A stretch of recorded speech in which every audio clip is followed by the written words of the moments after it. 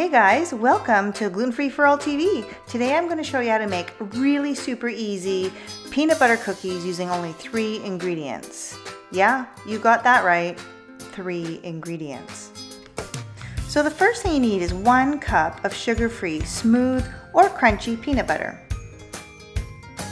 1 cup of sugar, or if you're using the keto version, 1/2 cup of sugar substitute, and 1 egg. This is going to be the easiest cookie recipe you'll ever make, and it's not going to be that messy either. So all you need to do is put your peanut butter into a mixing bowl, add your egg, like this, just don't make a mess like I am, and your 1 cup of sugar. Next, all you need to do is put a little elbow grease and mix it well together.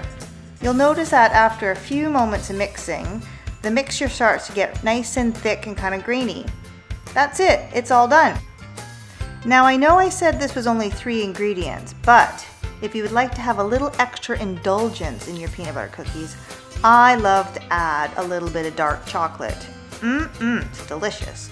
So if you feel like it, add a 1/4 cup of dark chocolate and just blend that in. Don't worry about having big chunks. It's actually alright, they melt right through the cookies anyways. So line a baking tray with some grease-proof paper and then roll into about 12 small balls.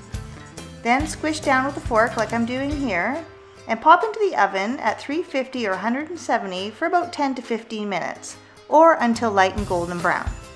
Remove from the oven and make sure you let cool completely, because if you try to take them off the tray now, they'll fall apart. So let them cool right on the tray themselves.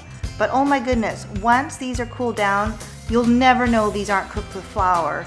They're so amazing, they're so chewy and absolutely delicious. So there you have it, 3 ingredient peanut butter cookies, and keto if you want keto style. If you like that video, please be sure to like, subscribe, and share with your friends. Thanks for watching. Bye.